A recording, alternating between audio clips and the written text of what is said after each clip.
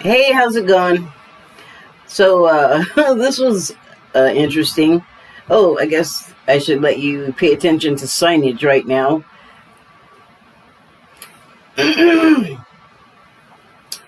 So, this is the third time I'm doing this, and I'm not sure. Well, I have an idea. I'm going to read some cards eventually.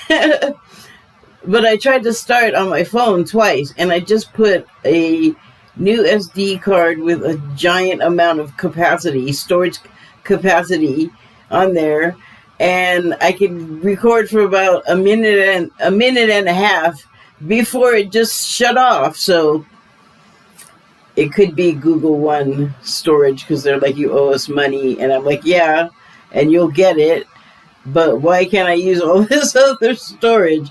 I don't know. I'll figure it out tomorrow or sometime. I guess I'm just having a ditzy day because I went on Twitter and I'm like, yeah, I got my whole paranormal evening worked out. And, well, I got most of it right, but the Dead Files is not until tomorrow, which makes me sad because I want to watch them all and, I want to watch the shows all together. So I don't get to do that, but it's not a bad thing because, television, if you still look at that, is pitiful right now. So it's good to have something there. Oh, writer's strike, please resolve soon. Okay, so what I started to do was talk about the cards. And from the Shaman's Dream Oracle deck, I pulled number 9, Dancing on One Foot. Balancing act, which is interesting because I love continuity. Can't get enough. The card I pulled from the Wild Unknown Animal Spirit deck, who got it twice in one day. I got it all out. Woo! And I pulled the frog deck, and there's different kinds of frogs, but we're definitely talking the wet variety. And it's just so in keeping with this other card here that I see a number of things when I look at this, and I'm sure that's by design. It's just interesting to me because today, before I was on here, like way earlier today, I have all these different communities that I'm a part of on Twitter. And I have like the tree people and the flower people, the mushroom people, the music people, the photography people, the art people, the entertainment stuff. And it's, like there's like a paranormal community. There's something for everyone. But anyway, while I was looking at the flower stuff today, there were a number of of animals that had plant-looking camouflage. Like one was, I don't remember specifically what the insect was, but it looked very much like a plant, and its head looked like a bloom. So that one, when you look at it, it just looks like a plant, like regular plant stuff. But when it started moving, you could see that some of the stuff that you were looking at that you were thinking were petals or something were arms and legs. And if you looked a little closer, you could see little claws and eventually the actual face of the thing with eyes and that. But they're so good at camouflaging themselves because they have to or else they'll get eaten. So in this, I don't have my indicator. Guess I'll just have to use my finger. So in this one, you can see on one of these leaves is something that looks like an eye. And that's very common on moths and butterflies, that their eye will look like that. But it's also very common for a plant to mimic that and then have for wings, it'll be like a leaf. But it is an actual leaf because it is a plant. It's just mimicking bug features because it has its own predators or it wants to draw prey. It really depends on the plant. and the animal too. But the frog, the aqueous species, will live in places that look a lot like that. If they're lucky, but they like water. That's where they lay their eggs. That's where they have their mating. That's where they raise their young to whatever degree that is in the particular animal. Because the frogs are not the only ones in there, which is also part of the point I want to make. But notice the frog also, it's not just straight green, it has different colors, and obviously it is going to be something's prey. It's soft, it doesn't have much of an attack function unless you're a fly or some small winged insect. They do have the ability to make their secretions poisonous or hallucinogenic, just whatever, get your mouth off me, basically, in its sweat, which is cool. I wish that we humans had that, because it would have come in handy to, what would have come in handy would be to do what Beetlejuice was able to do when he got picked up by, I can't remember the character's name, when he sprouted spikes all over his body. I have thought many times, like, man, I wish I could do that. But anyway, so the frog, and there's like a lot of camouflage that I'm seeing in these pictures. I'm gonna read from the Shaman's Dream Oracle Guidebook. Balancing, dances on one foot, balancing act, resourcefulness, saying yes to life. When dances on one foot shows up, you are called to find a new balance. Just as a dancer moves gracefully into each pose, no matter how precariously balanced a step might seem, you must bring equanimity to the situation before you. You must bring equanimity to the situation before you. No matter how thorny or difficult a relationship seems. That is a long-ass sentence. I'm just going to read that again. Just as a dancer moves gracefully into each pose, no matter how precariously balanced a step might seem, you must bring equanimity to the situation before you, no matter how thorny or difficult a relationship seems. If you are putting out too much effort into managing your life, work, relationship, family, and digital media, you are missing the point. You have to be dancing while juggling your entire life, knowing that at any one time, half of it is going to be up in the air. So that's a good point about dancing while you're juggling your life. I mean, I feel like it's kind of obvious if your life is so packed that you have to make a point of reminding yourself to juggle, which I take to mean to lighten up, to like maybe put all of the stressful, important stuff down and just let go of your concerns for a little while. And whatever that is to you, like going back to some childhood activity, like watching cartoons that personally I find to be a great release. But just something simple, like the opposite of whatever is stressing you out, I think. So moving on. It's not that you're doing too much and find it impossible to catch up. Rather, it's that you are confusing readiness with preparation. You will never, ever be fully prepared for all of the challenges in life, but you can be ready to say yes to a new invitation the universe offers you. Live in the state of yes to spirit and no to everything not infused with life, romance, vitality, and the sacred. You will be surprised by how quickly your load lightens when you hold true to this lesson. I can attest to that. You are challenged now to work with the resources available to you and not be seduced by the belief of, if I only had more. Life has provided you with everything you need to accomplish your goals, not your seagulls, and fulfill your mission. When it feels like you are losing your balance, do not contract, holding your arms close to your chest. You will fall. Instead, reach out and extend them fully, saying yes to Spirit's steadying hand. I get a lot of a Fool card from the regular tarot deck imagery from that.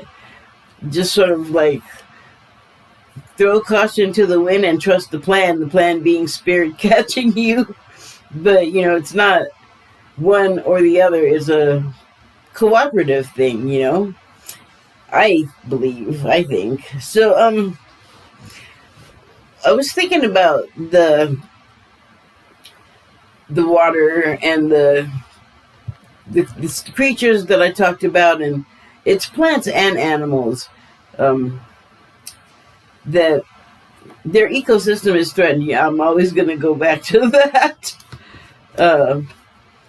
And it's threatened by us, and it's the thing that always makes me kind of sad is that we forget, and this was like the liquid version of not seeing the forest for the trees, but for us, if we're like standing in a body of water, we may be able to look out and see like far away, but we may not look down and see what we're standing on or about to step on.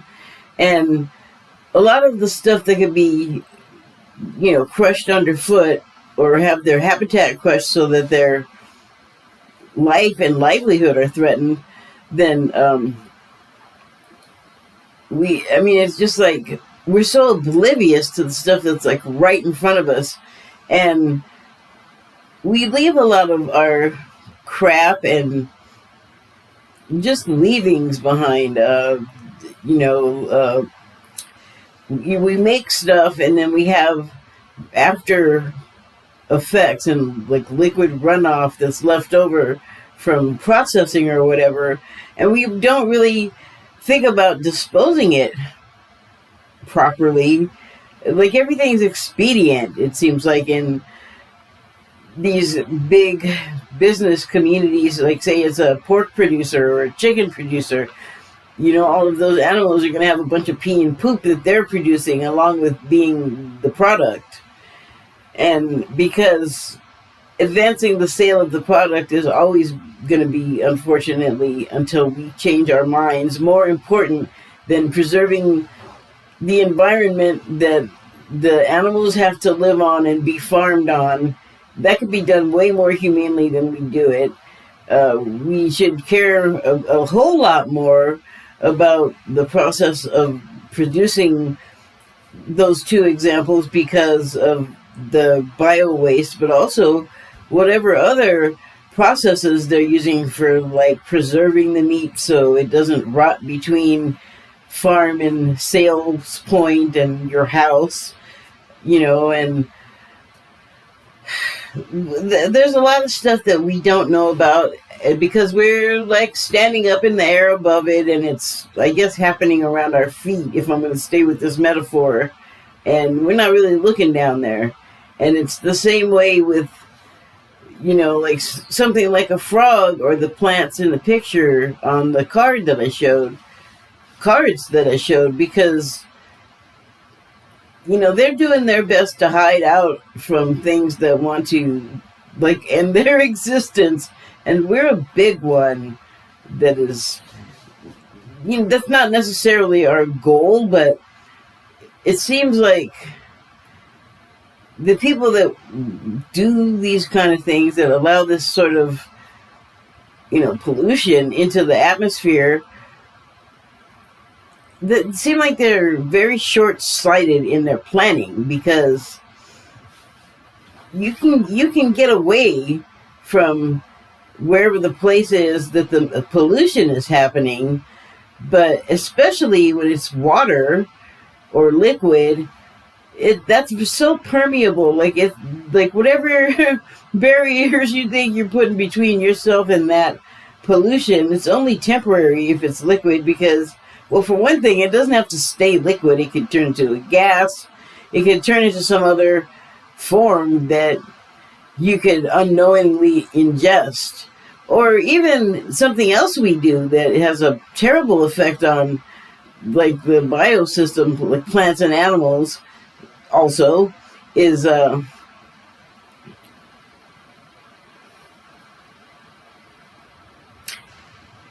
well, I mean, I think I forgot what I was going to say, but I know that it has to do with, like the priorities are so messed up where the point is making the money more so than destroying the place where you are making the money from, that you also, by the way, have to live in. So what I'm getting at is that seepage can happen in so many ways. And, like I have this thing about the vape pens with the tobacco. Like I smoked for years and I never even, you could tell me the names and I could go look up the names of all of the stuff that was in a cigarette besides tobacco. But I wouldn't necessarily know what they did. And were they even made to go into tobacco, or did they already exist for some other purpose and then they were like, oh, hey, this could work for tobacco too. We won't check if it does anything bad. If you heat it up and light it on fire and inhale the heated, now changed chemicals. I mean, I always used to think about that. And eventually, like whatever the combination was, I'm sure that was a part of it. Like, what am I inhaling? Was a part of the process that made me finally say, okay, I'm done inhaling these burning leaves, especially because that's not all it is. So when vape pens came along, I was in the process of quitting and I used those too. And the early models, which is when I was using them, were so ill-configured. They'd have like nicotine juice, which is the little cartridges now, that it would just get out of the pen and you had to like put it in these dumb pens, and they were in a hurry to get that out so they could profit on whoever the they in this instance was creating those things. And so now we have like Juul, and I don't even know them all anymore because I quit smoking in 2014. But my point is we will go ahead and smoke and inhale the chemicals in whatever form and not think too much about it. But the processing of those products, the runoff of them definitely is going into the ground, into the air, into the water. And it's a three-way assault, and we're doing it not only to ourselves, who are much larger and can handle all these contaminants in far greater concentrations than something as small as a frog. I mean, we're just saturating the poor little beasts that have to live in that water and drink from it and eat the food like us that grow from it. Eventually all of the water is not going to really be separate. And in a lot of cases, that's how it is now. But the thing that we're not seeing, aside from like, the water, the pond for the ocean, is that we're in the water too, basically. Like, whatever the metaphor is for the collective beings on this planet, there's different habitats, but we're all affected by the whole world. So, I guess that's what I was feeling from those cards. And I so want to protect this kind of habitat and the wonderful flowers and animals that mimic each other. They have this constant melodrama going on between them. And they have like this whole other world. And they're not necessarily so aware of us, but if they start getting sick, I can definitely, take the steps forward to it being something to do with something we've done to them in their habitat. And there's so many instances of this around the world, and it makes people kind of angry. Like, if you want to pay attention to the world, as if you're paying attention to it above and beyond, say, politics, which can be important. But there's not really any removing either us or the small things from the equation. That's part of that whole, we're all one, we're all connected. It's not just one thing, it's everything. So that is, calm down. That is my big point for today. Let's try to preserve life, just generally.